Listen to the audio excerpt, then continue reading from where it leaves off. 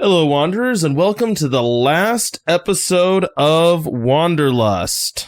I want to thank everyone for listening to this campaign. It's always a little bit bittersweet when a campaign finally comes to an end, but I really enjoyed running Wanderlust and had a lot of fun working on the world with everyone else on the podcast, and seeing where the story ended up going. It was a little bit more freeform than the last campaign that I ran and ended up taking a lot of twists and turns that I was not expecting, but ultimately ended up being a very satisfying end to me. We've already started our next campaign at the time of recording this, and I'm very much enjoying being back in a little bit of a crunchier system and one that we've run before with Star Wars Edge of the Empire. So I hope all of you that enjoyed Wanderlust listen to Star Wars on the Brink, where all of our wanderers become very morally dubious criminals in a seedy Star Wars underworld.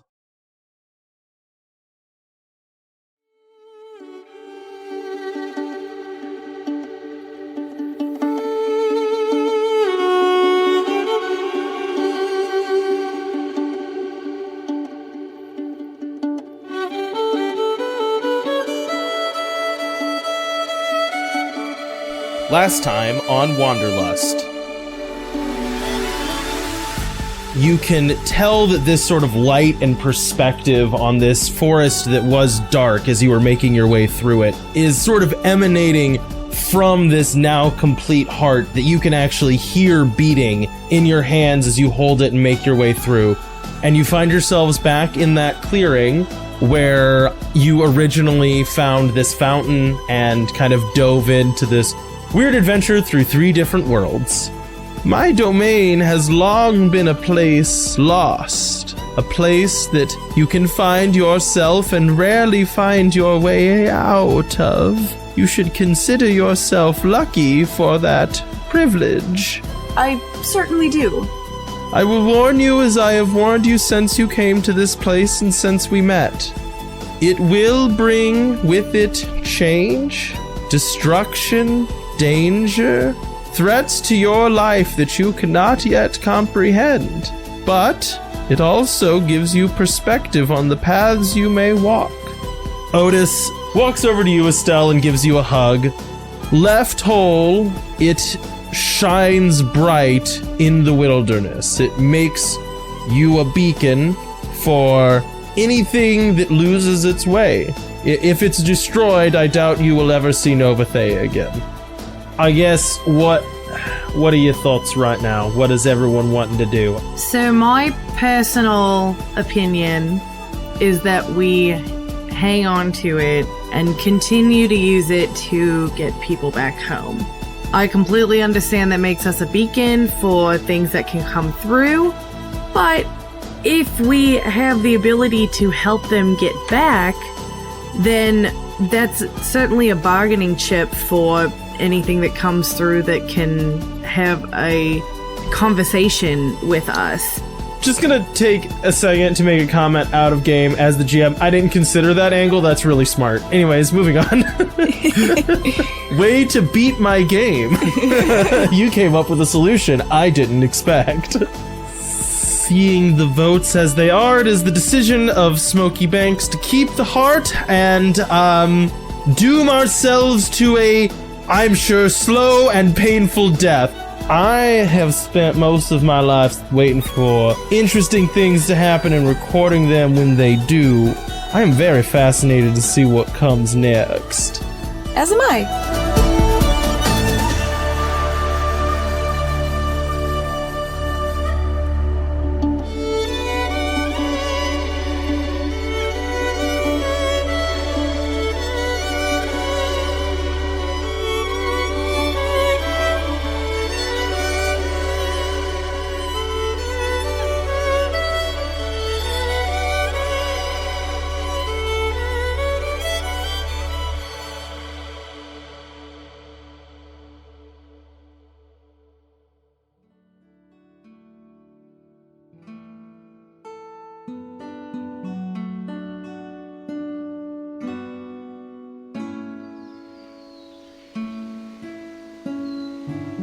After the decision was reached to keep the heart in Smokey Banks, several people did decide to leave. It's like something like 25% of the town is planning on heading back, along with Lance's basically entire settlement is trying to leave.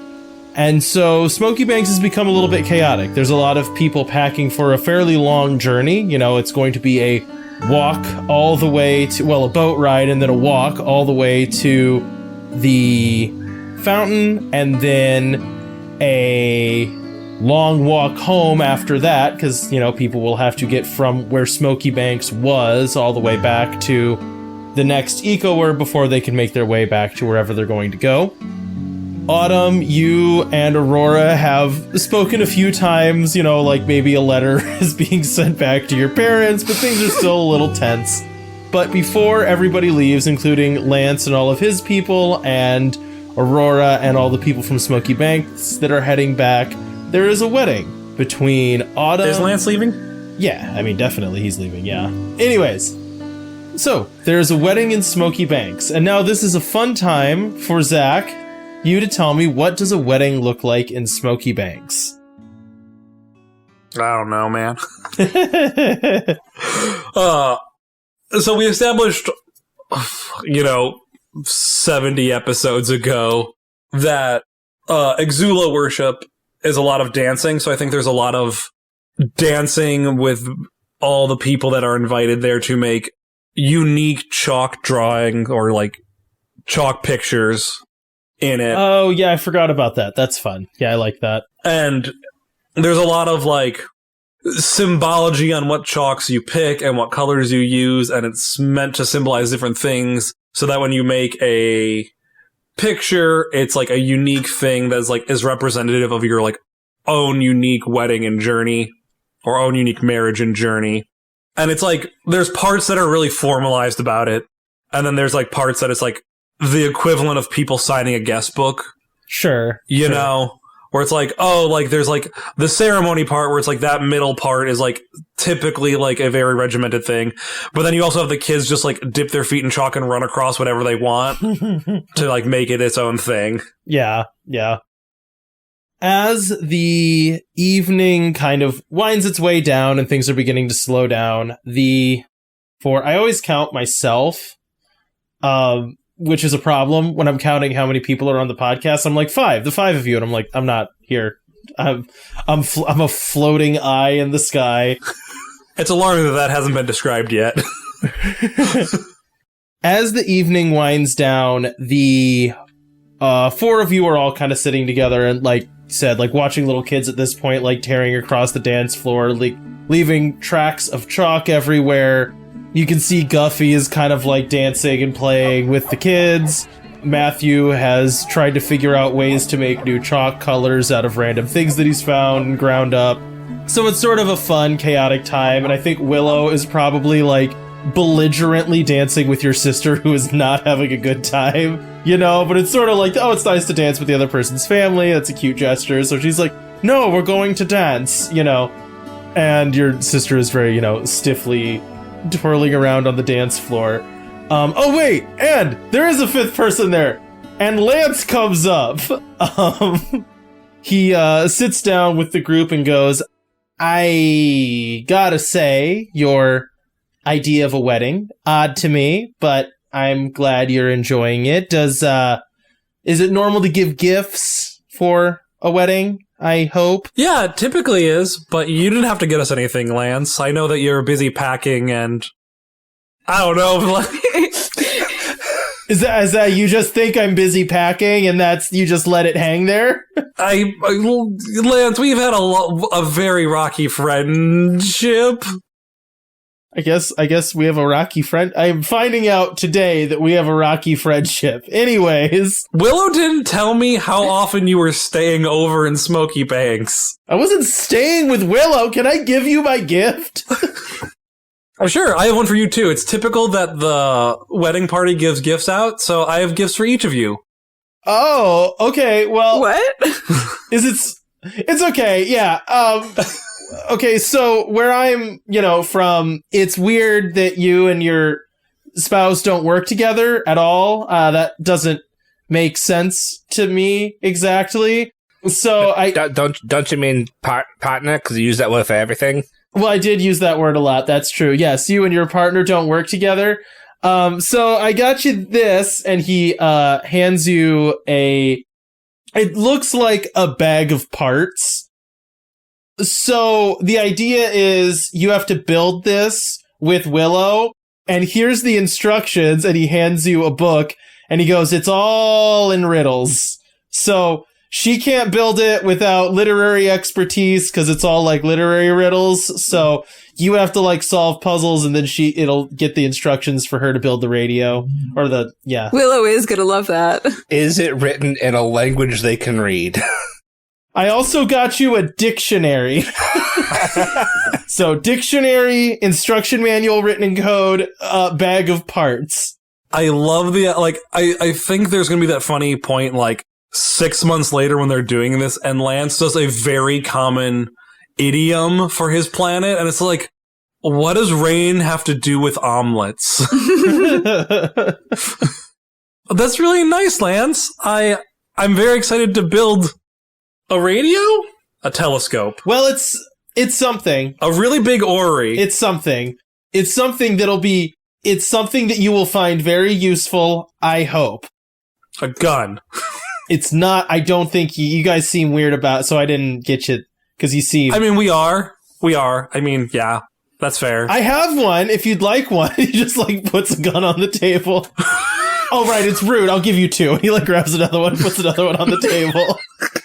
Autumn, is, a little wary, but also does, reach out and take them. No, that was a joke. Well, okay, whatever. All right, I'm gonna go return to America now. Bye. He's from future America. Wait, before you go, here's your present. Oh, sorry, that was a joke. He's not from future America. Ooh, what's my present?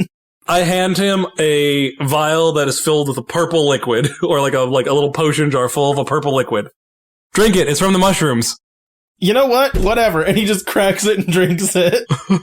What's it do, Cody? Which potion? Oh, was that which one was that one that you were told he could drink? Yes, I made potions out of all the ones I went and talked to the Mushroom Phantom and made mushroom potions out of all these potions of the drinkable ones. They're my party favors. All right, here we go. That's bananas. That's wild. We're going to click random a bunch of times and then stop. Rolling on the wild magic table. No, I can't have it be the same thing. Me and Matthew and Autumn tested each, we went to the Mushroom Phantom, got the things, and then we tested each one to make sure none of them would kill us. I can't believe Willow signed on for this. He just straight up turns into Metal Cap Mario in front of you. Why? But why? I have to I'm so heavy now. It should wear off in 3 to 6 hours. At this point, Tira comes up and goes, "Do you conduct electricity now? We have experiments to do." And then she grabs him and drags him off as he just funks over and drags like a statue. And he's just like, "Why? Why would you do this?" I don't think I want the party favor. Thank you. You have to drink it. It's rude not to. I drank all of these, Juliet. None of them will kill you. None of them will even cause you digestional distress, even. Me and Matthew weeded those out. There were quite a few. But what about integumentary distress? She points at Lance. He seems fine. Him and Tira are going to have a great time doing experiments. Okay, I'm going to level with you. I just went through it again. It's a fun one. Maybe Juliet should give her gift first. Give me your gift first, Juliet. That way, in case something happens that's not detrimental but makes it hard to speak for a little bit, you'll be fine. Okay, fine. Juliet, you have resurrected 2 people. Why is a mushroom potion scary? I just feel like it kind of trivializes everything happening today. It makes it hard to have a real conversation with someone, you know?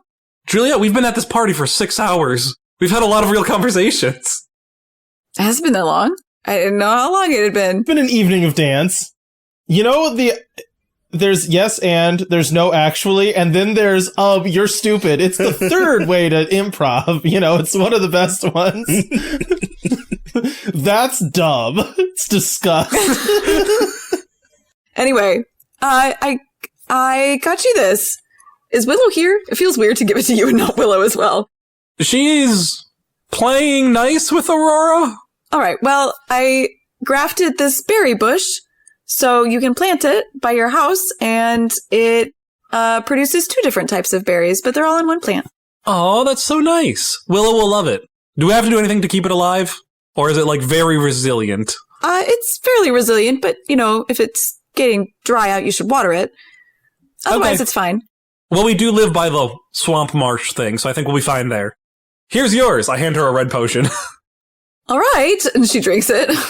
Cool, you drink it, and you feel just like a slight wobble, and then you look at the plant, and you can almost feel 2 of the berries, like, turning to look at you, and they go, "We hate each other. Why did you do this to us?" Put us in the ground!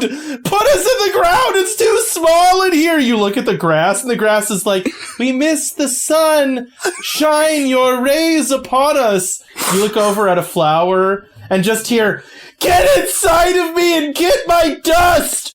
As you suddenly gain the ability for 1 hour to talk to plants. So, I want to point out something, because I don't know if you guys were watching Mandy's camera while all that was happening. What Cody was doing, you couldn't see it on his screen. While he was yelling as the plants, he was doing this. I was being a plant.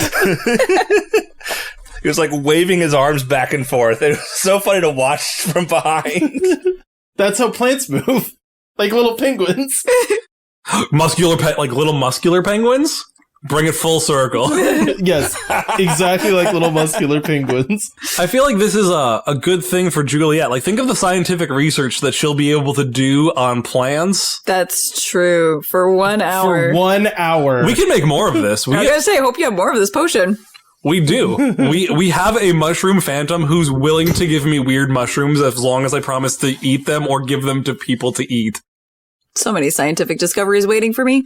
After you get through this first bad trip. All right, who's next? Yeah, I guess Fred can present his gift. So I've not done a lot of jewelry making, and I hope it's all right. I hope it's not too much, but I made this for the 2 of you, and he presents a couple necklaces with a little like pendant on a chain, and the pendant it's a couple gemstones.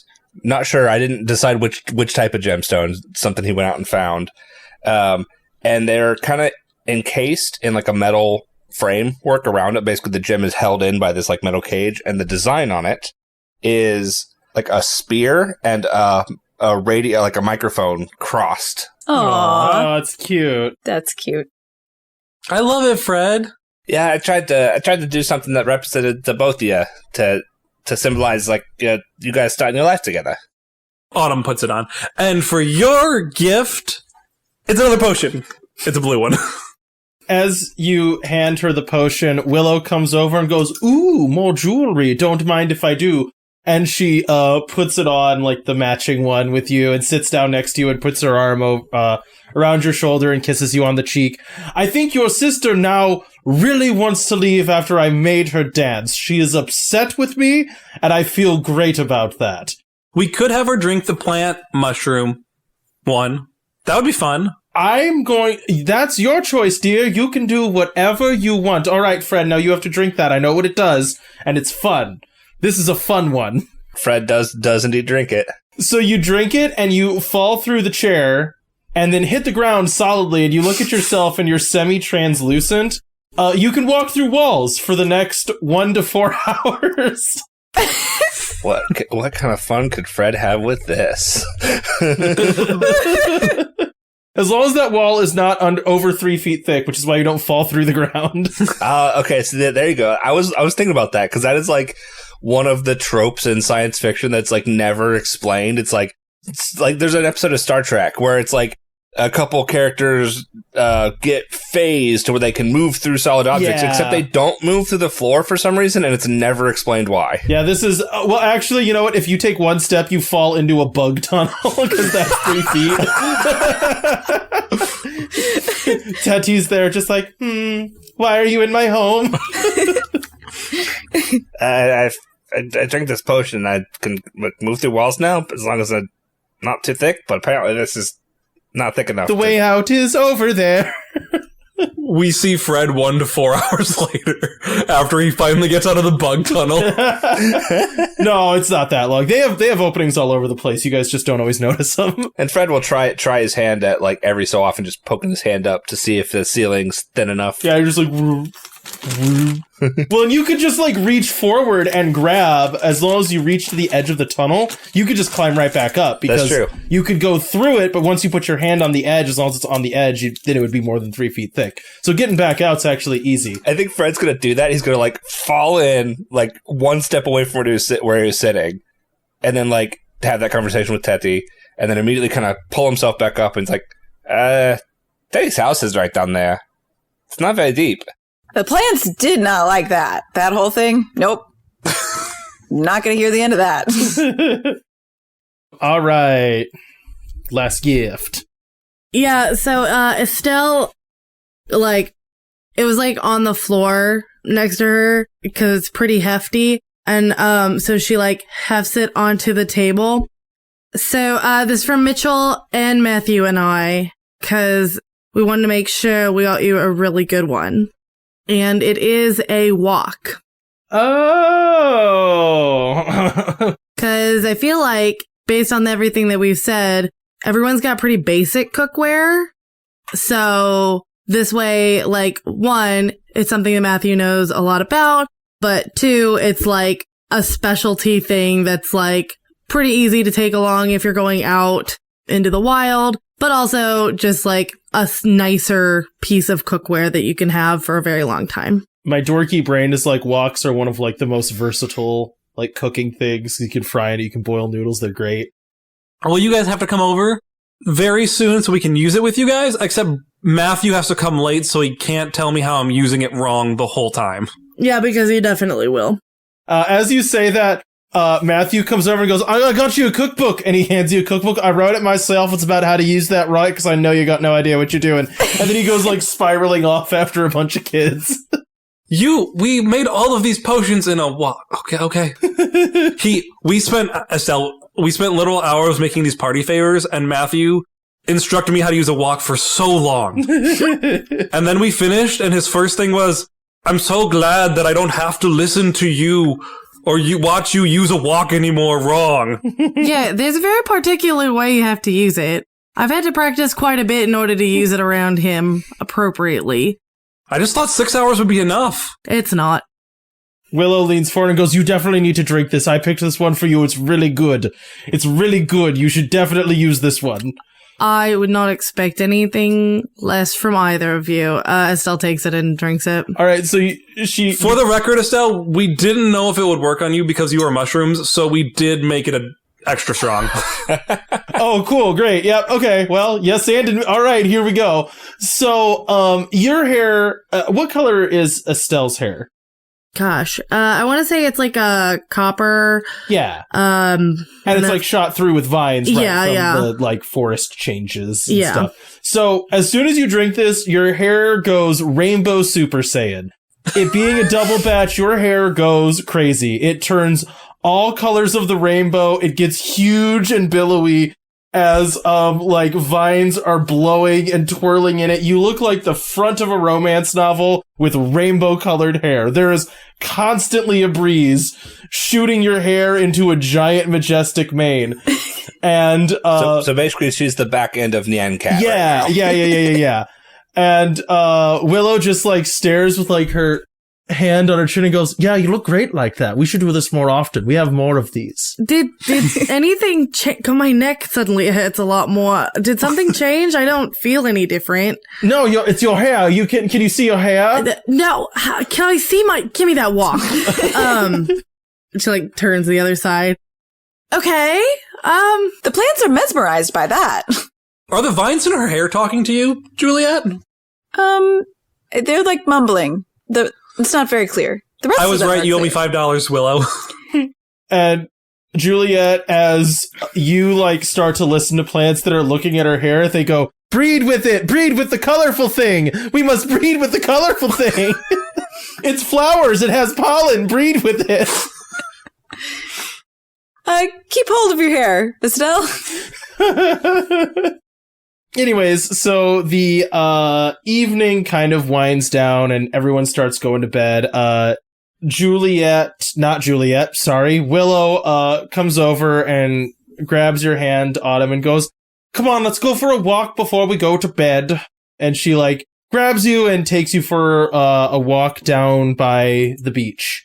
What used to be the beach and is now like bordering a swamp. Still technically a beach. It's got sand, I guess. It does have sand, and it no longer has the carcasses of dead, sea whale or sea cows. So how are you feeling about your sister leaving? More conflicted than I want to. Like, I'm gonna miss her, even if we haven't talked much in the past week. Well, I guess the good news is you can go and visit sometime I'll come with you at some point to visit your family once we get more settled here, which I don't know if that's even possible, but... Yeah, I don't know how that's gonna work, because also getting to Oasis is not a short trip while we're gone, and losing one of the members of the Town Planning Council, Municipal Parks Guild... Well, we're already losing one. We have to hold an election, so someone will be... Ooh, I could run for it. She squints at you. Do you want to run for it? Oh, goodness, no. But I think Juliet would actually be really good for it. I'll talk to... We'll have an election, We'll float some names and see who sticks. We'll see. But I'm glad you decided to stay, and I'm glad we're staying. Well, I wouldn't go anywhere without you. Except for all the times that you... Yeah, we had the same thought. You know what I mean, though, I get it. No, I do. And I'm very happy. I mean, if you want to come, you can come see the heart of the forest. You know what? I might be able to be convinced that is a good idea. Maybe. Depends on how convincing you can be. At the very least, you can shove Aurora in the well that transports us to the weird in-between world. She, kind of stands up on her toes and kisses you on the cheek and whispers in your ear, I was hoping you'd convince me in a different way, but that is working. And then she, takes your hand and starts dragging you off back towards your, little cottage that you guys share.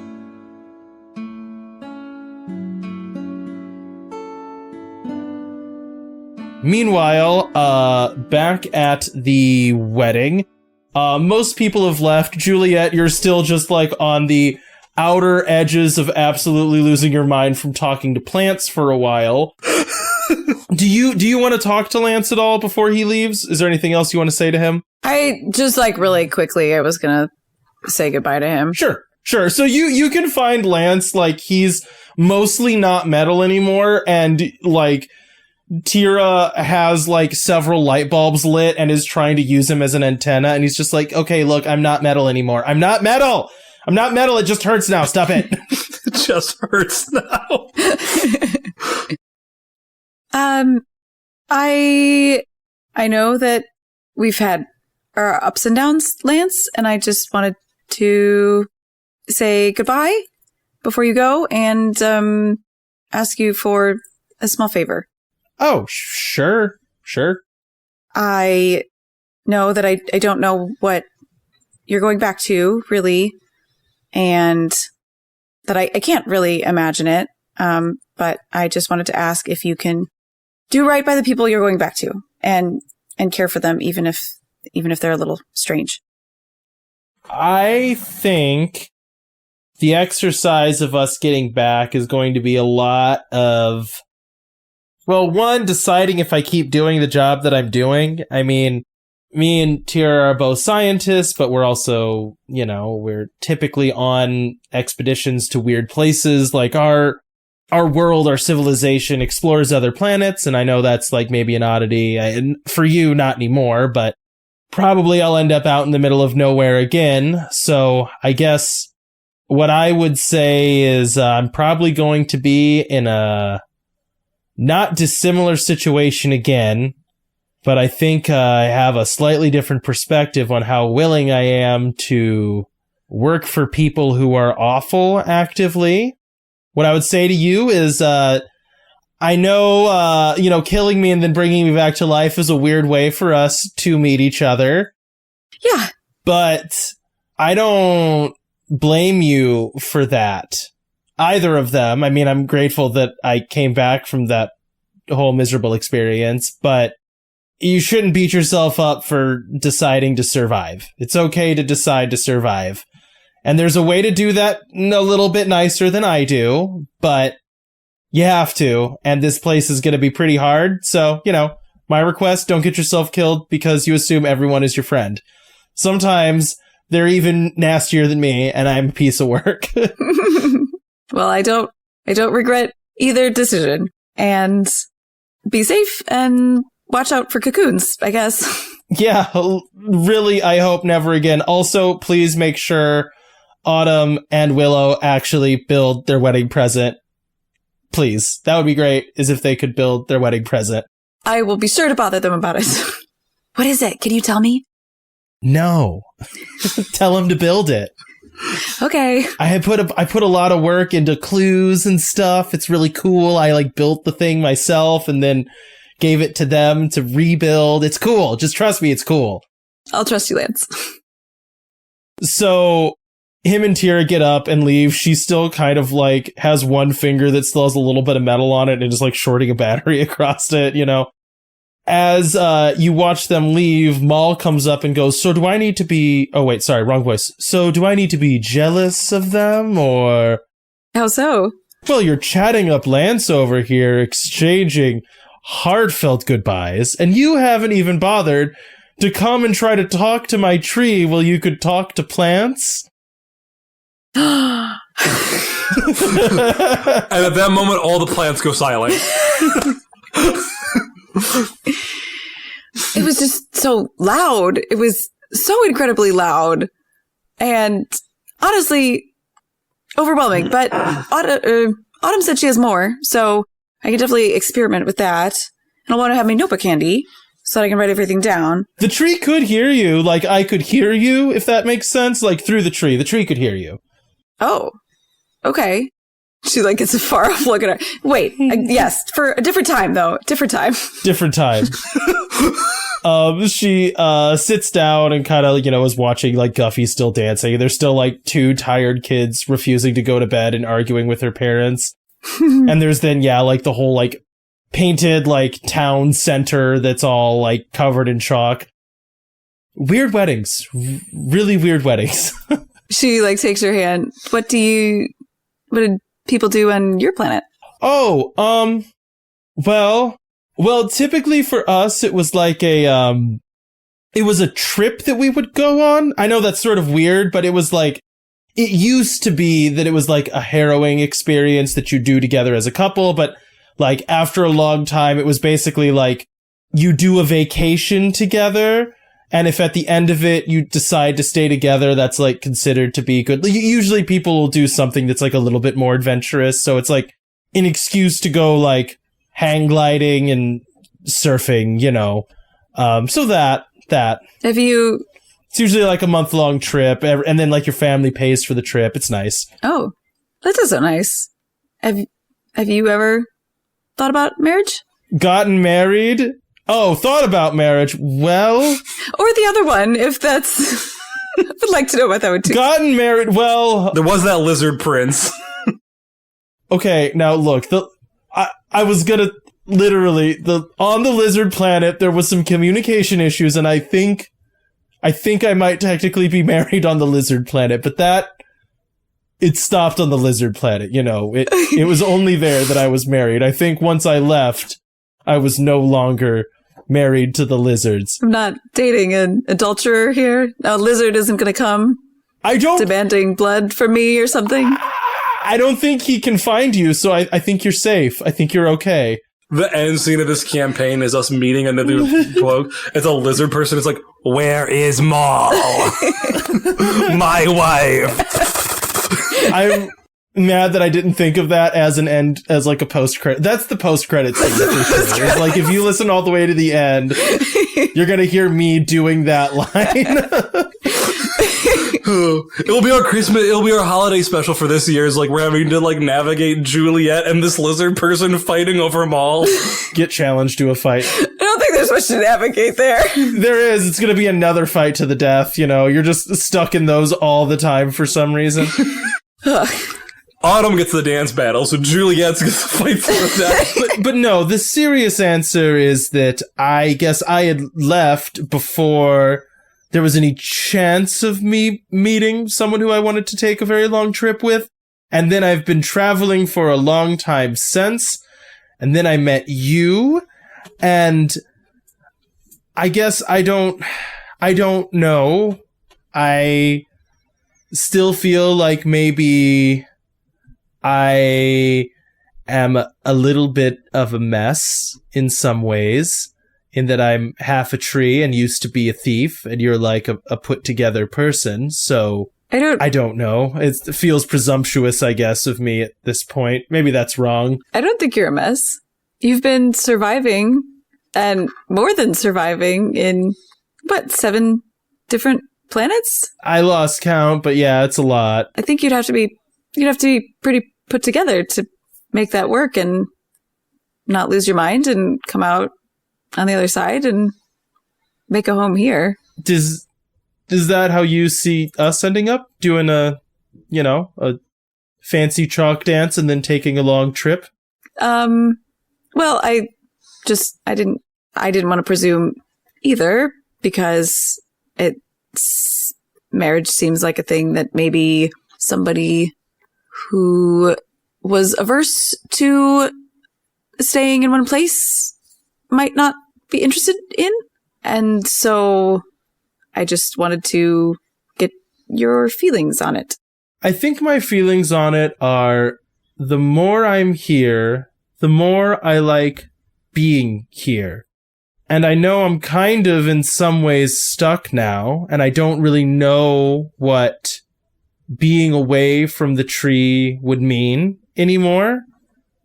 But maybe that would be a trip you would want to take, is we could be away for a while and see what happens when I'm not as close to here.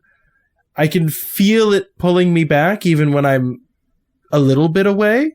So it would be an interesting experiment for your notebooks to see what happens to me when I'm away and when I'm gone, and what impact it has on me and the tree here. So I don't know, maybe a long trip is in order.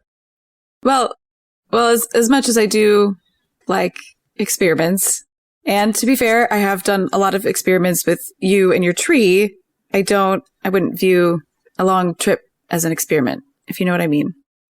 She leans over and goes, that was me trying to, that was like a pickup line. I was being coy about it. I know. I was trying to be cute because you like research. So I was framing it in a way that you would. Anyways, I've heard the night before a big trip is often the best. I don't want you to think that I'm not here for you. You're an indelibly singular person, and I'm not going to find anyone else like you. And you're more than just an experiment to me. No, I understand that, but I also don't want you to feel like you have to tamp down curiosity. If it's fine, I don't find it impersonal that you're curious. Well, hopefully I can satisfy other curiosities tonight. And she winks and then takes your hand and wanders off through like Guffy and everyone making a mess.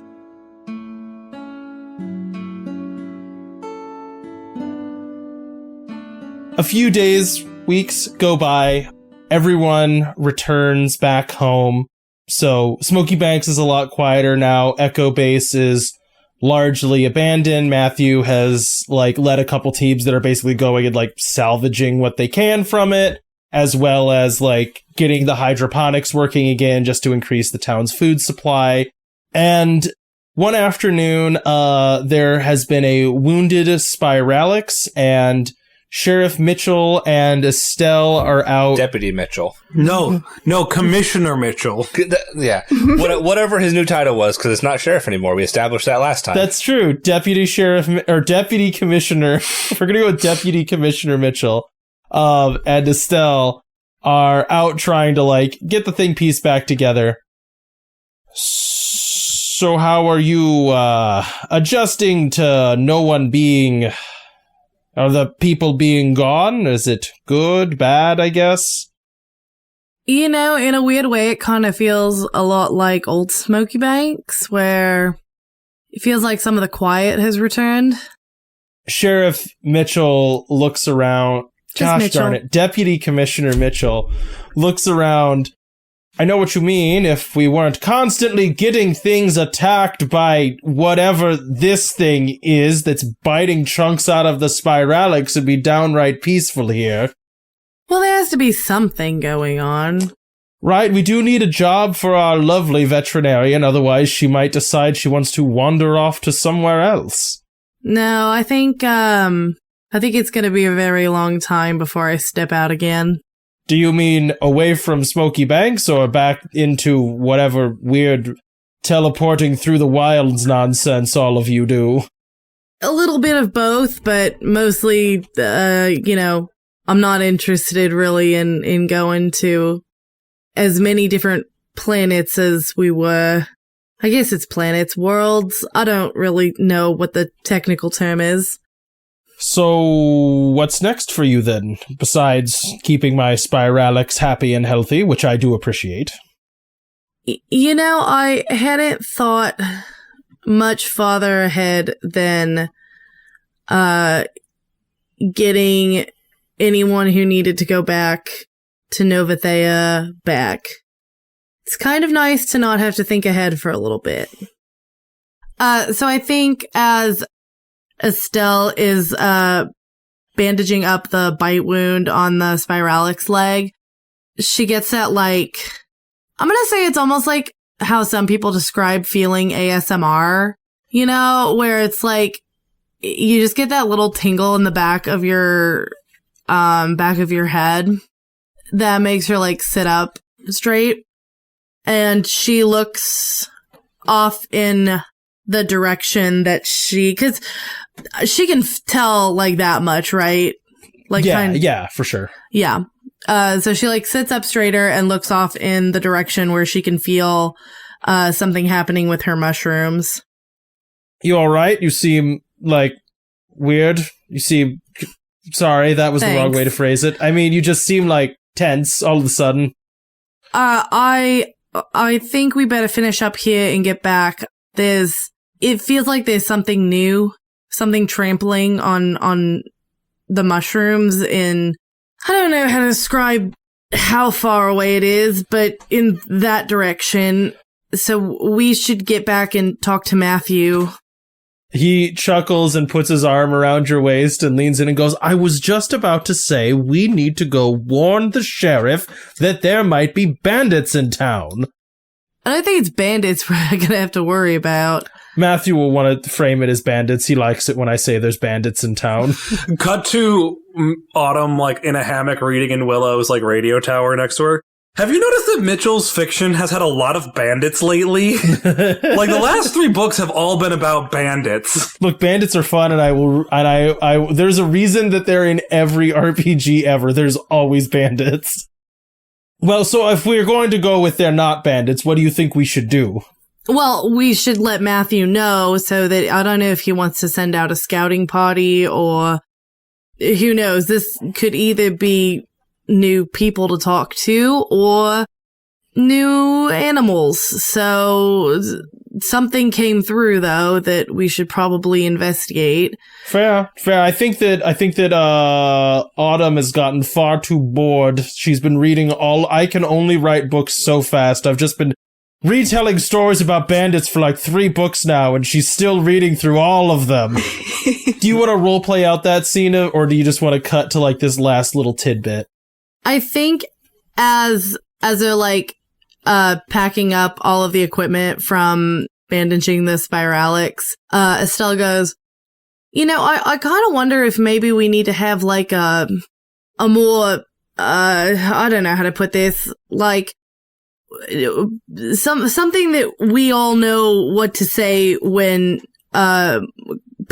beings that we can talk to come through.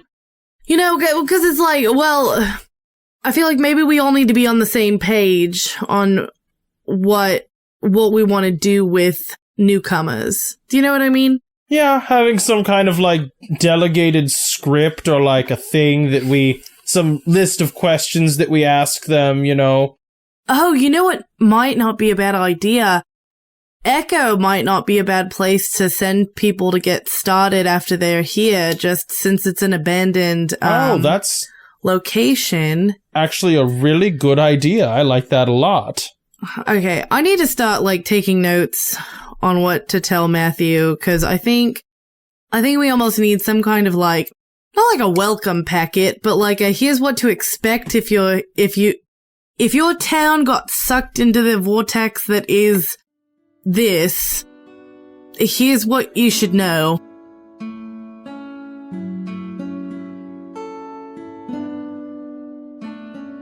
All right, who all is going on the welcoming party? Autumn. Juliet. All right, so Autumn, Juliet, and then I think that you're accompanied by, there's a beetle, or like I guess not technically a beetle, but like an aphid that works under Teti. His name is, Krill. We're gonna go with Krill for him. He's a little bit smaller than Teti, but is able to speak to you, which is odd. He can talk to you. And then, what's her name? The robot's also coming with you, whose name has... Cheerchick. Yeah, Cheerchick is also coming with you. So you make an odd group. As she's walking, she's like, well, if there's a robot, at least I'll seem relatable. As she, like, walks with you guys. We're just covering all the bases. Humanoid, robot, insect. Yeah, I mean, it's not bad. You say that out loud. She's like, yeah, because there's no other things that live besides humans, insects, and robots. And then she stomps off. I want you to know, do you know that angry guy from Parks and Rec when they merge the two things? Like the two, he's kind of got like curly hair and he's mad all the time. That's in my head. Mm-hmm. That's what she sounds like. After she stomps off. I think she's doing a lot better than she was about a week ago, which is hard to believe, isn't it? Well, there was that bit where she was just kind of despondent, and that had me. And then the part where she was breaking everything because she has super strength and was angry. Right. I think she's channeling it better now. And I imagine a lot of people might be angry to find themselves here, in which case she will be relatable. Right? I have super hearing and I've been talking to a therapist! We're glad. We're happy for you, Cheer Chick. I can tell! We have a therapist in town? Yeah.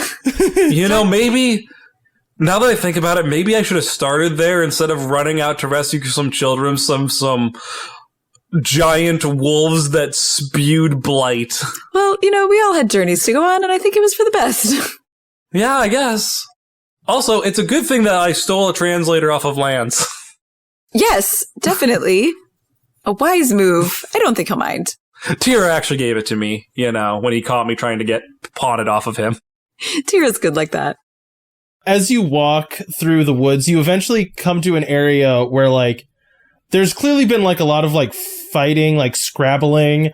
The grass has been beaten down a lot. You can see maybe some broken branches. And you come up to a bone wall, a wall made of clearly animal bones. It's not super tall. To you, it maybe only comes up to chest high. And as you peer over, you see these creatures that are maybe a little bit bigger than a corgi, They walk on all fours, but have very nimble fingers. And fairly, expressive, but clearly more canine faces. You can see that they have, little, huts that they're living in right now, with tiny, clearly at least electronic light. Like you can see like this little generator, like everything's miniaturized because it's for something that's like a third your height. So there's like a little generator like whirring over in a corner as you're like peering down into this thing, like clearly way too big. And there's like a party of these creatures dragging back in just like a lot of like fruit and vegetables that you recognize as being edible in the woods that you would have been gathering. And as soon as you like peek your heads over, one of them like turns its snout up at you and you hear a kind of a like growly voice go, "An intruder! Ring the alarm! To arms, brothers!" And a bunch of these tiny little things start like arming themselves and charging up the bone like ramparts towards you. And that's going to be the end of Wanderlust. Oh, I like them.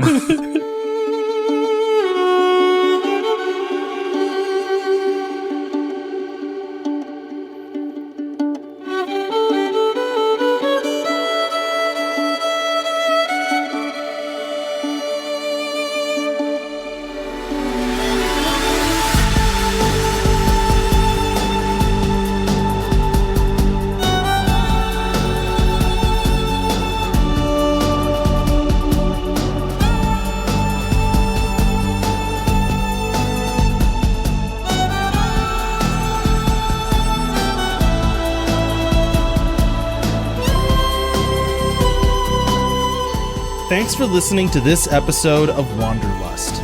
Music for this show is credited down below.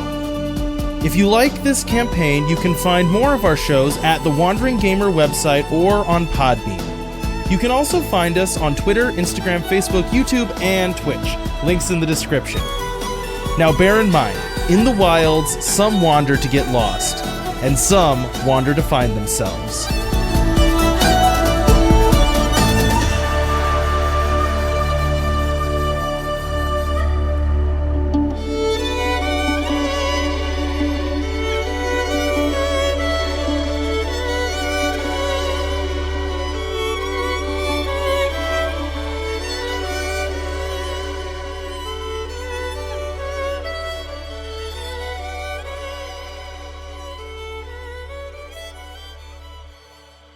Some months later, when Autumn and Willow have finally finished putting together their wedding present, you put it together and there's like clearly one on switch.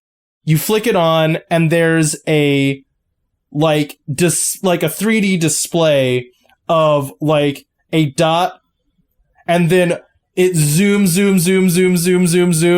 and another dot. And then a little message says, "Incoming transmission." Hey, Lance.